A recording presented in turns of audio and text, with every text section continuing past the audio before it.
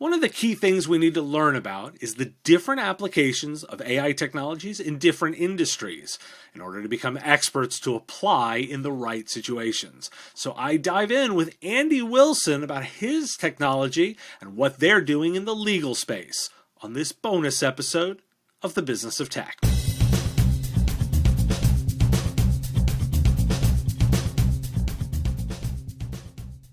Are you and your clients tired of the time-consuming ticket tennis of coordinating meetings and help desk calls? Wouldn't it be better to automate this process with a tool that connects directly to ConnectWise Manage or Autotask? TimeZest offers scheduling automation that gives you complete control of your schedule and eliminates the hassle of calendar ping pong. As the only service designed specifically for MSPs, it integrates into your workflow and makes scheduling appointments easy on you and your clients. Plus, you can try TimeZest for free. Visit timezest.com/MSPradio and use the code MSPradio to get 10% off your first year of TimeZest. Andy, thanks for joining me today. Happy to be here. So I'm really curious to hear what you're doing in the space of AI as it combines with legal, because the pitch is great. So you come in and tell me, imagine replacing that searching through 10,000 emails with AI, or redacting all of the treasure trove of data in an NSA document. How's that work? What are you applying in the legal space with AI? Oh boy, where to begin? There's a lot. I mean, legal is ripe for AI adoption. It's a text in, text out type of business. A lot of thinking, a lot of writing, a lot of reading, which in these days is becoming increasingly problematic because of all the data that's being created. It's not just emails anymore. You've got Slack messages and team messages and audio files, video files, drone images. It's all over the place. It's really noisy and it's growing exponentially. And so that's perfect for AI and automation. And so how Logical works is, and why it's called Logical, it's a calling service, is you can take any data, size, any type of data, right? Megabytes to terabytes, right? And you dump it into our service. And using AI and automation, it'll rip through it all, analyze it, uncover smoking guns almost instantly, and then automatically organize it for you on a silver platter so that you can see what's inside of it. And it's like going like a hot knife through butter. You can go through 1 million Slack messages in literally seconds and find what you're looking for. So talk to me about how this works to ensure accuracy, because one of the things that, if you've played at all with these models, is they are incredibly powerful and then sometimes occasionally incredibly wrong. And it feels like this would be one of those spaces where it would be kind of bad if everything was really wrong. How do you ensure accuracy using the models when doing this kind of querying? Yeah, it's you bring up a very good point, because especially in the legal space, right? Like you could lose a case if you get this wrong. So the way that we did this, and this seems to be working really well, we have massive customers using this, some of the largest companies in the world, governments, etc., is they're just suggestions, and we built a suggestion percentage score based on what we think it is. And so there's all these different types of suggestions, ranging from, we think this is privileged. What do you think? 85% or something like that.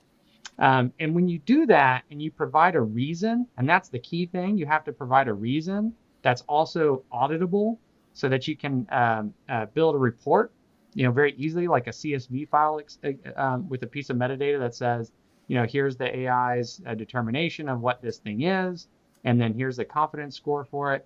Then a bright lawyer or paralegal and investigator can use those tools and feel more confident about it. That also helps us train the model. So as they go through and look at these suggestions, sometimes it is wrong, but they can change it. They can say, well, it's wrong, and here's why. And then that reinforces the model. So it just gets better over time. So is the key then to success that you're also providing the sources to them, so that the reviewer is getting all of the getting the AI summary, but also then can do the research and dive into the summary? How does that work? Yes, exactly. Yeah. So like, let's say you're looking at, I don't know, a medical record, which is medical review is a really big use case inside the product. Hospitals use it. Law firms that are doing, some sort of malpractice, litigation will use it, and they've got all kinds of medical records. And sometimes these medical records can be very complex.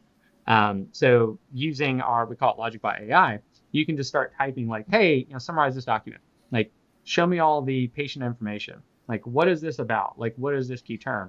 And that kind of real-time information on a document for someone who is experienced or not experienced with this type of information can be incredibly helpful. Like, you don't have to go and ask an expert now. You can just ask the AI. So how are you positioning the AI as with the interactions? Are you positioning it as an assistant? Are you positioning it as a legal entity, like a paralegal? Like, how do you position it to make the lawyer think about the way they'd be using it? Today, it's very much an assistant. We are building, so long term, it will be way more than an assistant. It will just do all the work, right? And for some of our customers, that's what they do. They just trust it. They just do it because they have so much experience with it. They feel good about it. But long term, it will be fully automated. Like the entire process of looking at documents and emails and determining relevance and privilege, et cetera, will be done by machines, and it will be done at a much faster rate, at a much higher accuracy, and a way lower cost. We're building some tools right now that are going to hold people's hands to that future, because it's a little scary, to just have the black box do all the knowledge work that used to cost a literal fortune. I mean, if you think about like the cost to look at a single document, if you charge say $500 an hour, and you can only look at maybe 50 documents an hour, that's $10 just to look at a single document. It's like the world's biggest spam, most expensive spam filter. So we're building some tools that connect our AI to some automations, almost like, are you familiar with Zapier or, okay. So it's like that. So like, if then do this, right? So you have these recipes where you can say, if this document has this type of AI label and the confidence is this percentage and whatever other combinations you want, then do these things. And those things could be mark it in a certain way, automatically redact it for privileged content, summarize it, whatever. And that can happen at scale, right? And so, and then once you start using those types of tools in combination, like a combo punch, in like a video game, you start to trust it more and more, and eventually it just becomes set it and forget it, like a microwave. Okay, so saying set it and forget it can be a little scary, right? Because I'm a lot less worried about the AI of the future being like the Terminator and killing us all, and much more worried about it being like Elysium, where you're caught up in a legal process that is handled by machines and can never that can never get out of the logic loops that are caused by these kinds of machines, and never actually get any kind of human interaction. And if you describe a scenario where you're like, well, we're replacing these with machines, how do you view the balance there to achieve the right level of automation versus ensuring that the system is fair and managed by humans? Well, I think for the foreseeable future, humans will 100% play a role in both the initial phase and the end phase, right? So like plugging things in, setting it up, giving it the right parameters, and then at the end, which is confirming that the box that was created by AI has the right contents in it. Those things I think are going to continue for the foreseeable future. Eventually, maybe those get automated away too. I mean, you've seen what's happening with like Auto GPT, et cetera. Like there's some real potential where those bookends of humans go away. The middle part, which is where all the work happens, like the real work, that is going to be done by AI. And in our world, it basically has to. And the reason for that is the volume of data keeps going up and to the right. Well, guess what doesn't give a damn about that. The deadline that these legal teams are under hasn't changed in 20 years. Like they still have a court mandated deadline. In public records requests, we have a bunch of school districts and governments that are getting hit with FOIA requests and open records requests and these types of things. Sometimes they have 5 days just to respond. Well, if the volume of information is going to grow by 10x, but the deadline's still the same, how the heck are you going to get through that? You're going to have to automate that and use really smart AI to feel confident about the work. You just can't keep throwing bodies at this problem. So that middle section is where AI and automation is really just going to change the whole game. But the end part, the quality control pieces, I don't think are going to go away. Okay, that's an important distinction because a lot of people, when they talk about replacing, you immediately jump to this idea of you are replacing humans, and instead, what you're saying is no. What we're actually doing is the middle bit where they're doing their work. We're speeding them Right. up, but the in and the out still has to be human. Is that a fair? Yeah, exactly. I mean, think of like, you've seen the Amazon warehouse videos where they've got these robots that are going and retrieving packages. Well, watch any of those videos. It's the robots doing the bulk of the work, right? Finding what to get. But then it's a human that takes the packages, puts them into a box, makes sure it's correct, and then ships it off, right? So that's the quality control piece. And I think that's I don't see that going away, especially in the legal space, because there's so much at risk if you get it wrong.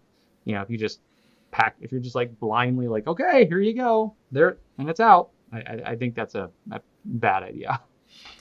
And you're predicting also that there's going to be some significant disruption in the business models of Yes. legal, right? Because I mean, obviously, if you've disrupted the time element of this, well, it needs to change. Tell me a little bit more about what you're thinking about that disruption. Oh man, I think this is going to be huge. I mean, this AI revolution is. I think we'll probably look back and go, this was the biggest thing to change. Like not the internet, not the cell phone, like it was AI because it essentially takes intelligence and brings it down to zero cost. It's pretty incredible.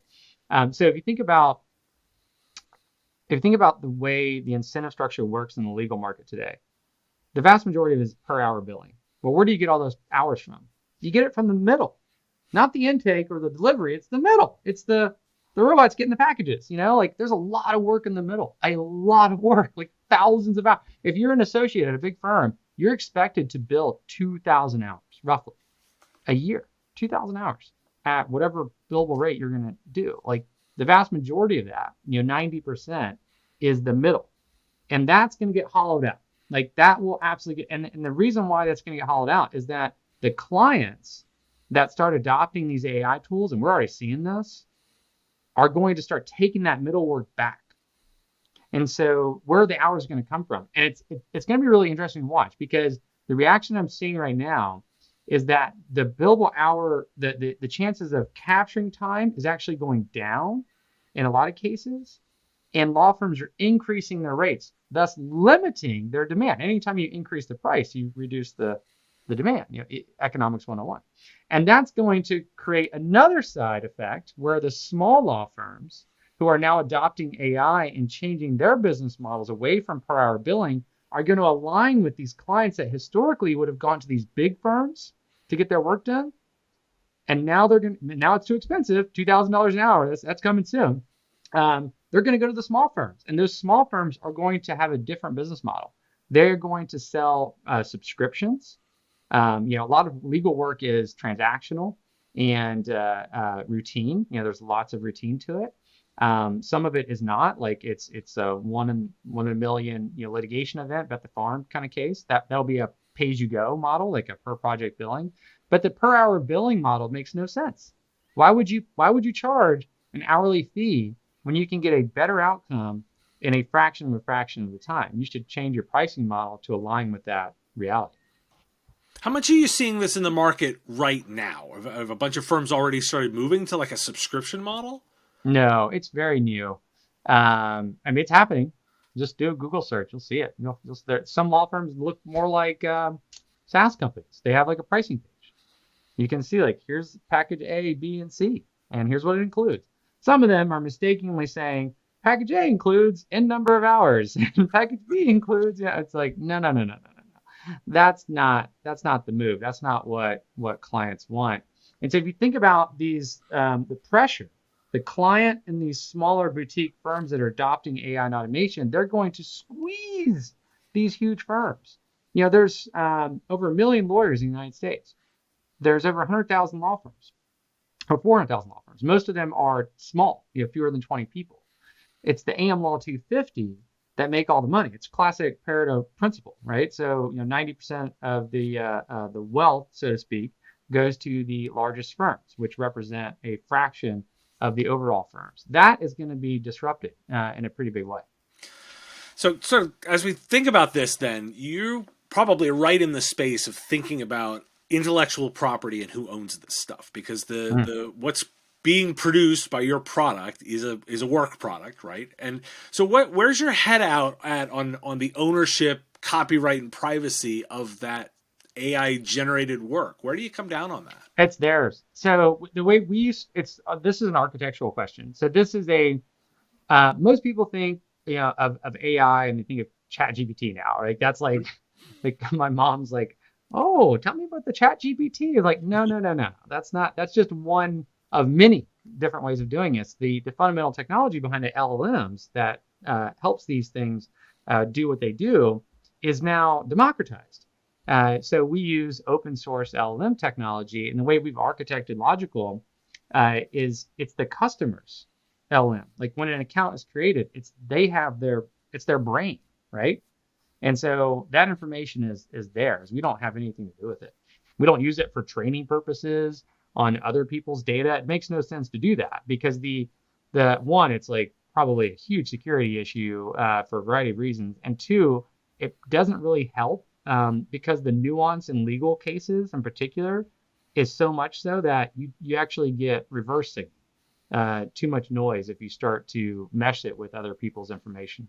Interesting. So the ultimately in the end, the customer owns a new piece of generative, of generated content, to use that kind of word at the end, and it is theirs and they own it. And then in your mind, would it be protected by copyright laws and privacy laws the same way as anything else?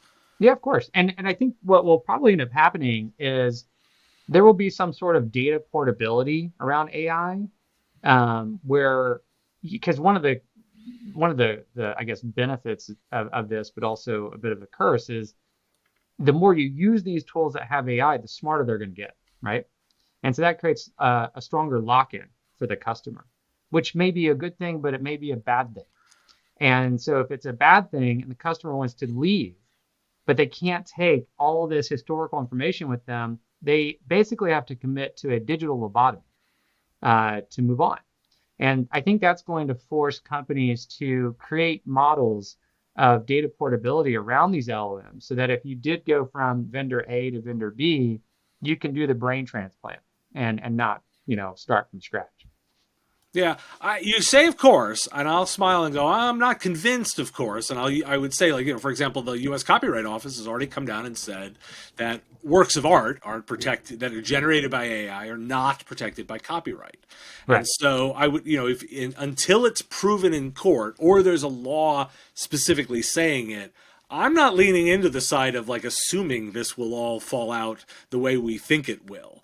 And so Hmm. that's why I think it's worth asking and at some level getting a sense of how different people are thinking about it, because it may not fall out the way we all immediately assume. Yeah, well, I mean, in our world, it's not so much copyright. I mean, that's not what they're doing.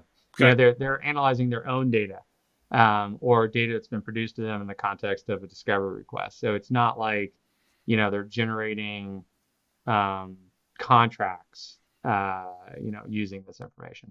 Now, eventually, maybe we do something like that, but that's not our wheelhouse. That's not what we do. Fair enough. Well, Andy, if people are interested in learning more, can they find out more about what you're up to? Logical.com. And that's misspelled. You have to spell it out LOGIKCULL.com. So the coal is really important. Awesome. Well, thanks for joining me today. Yeah, thank you. Pleasure to be here. Thanks for your time and attention. Time is a finite resource, and I really value you giving me some of yours. If you like this video, you can let me know with a like of the video, and even more valuable, hitting the subscription button. My content is all free. and I use metrics like subscriptions to pay the bills, so it has real value. The content here is produced under ethics guidelines posted at businessof.tech. If you're interested in more content like this, you can get access to content early via our Patreon at patreon.com/mspradio. It's our give what you want model where you set the value of what you think the content is worth. If you like this podcast, you can catch it daily as the 5-minute news and commentary show, The Business of Tech, available on all your favorite podcatchers with links at businessof.tech. Just hit that big blue button to subscribe. Again, thank you for taking time out of your day to listen, and I really value the interaction. If you want to say something in the comments, I do respond and watch all that, and I look forward to talking to you next time.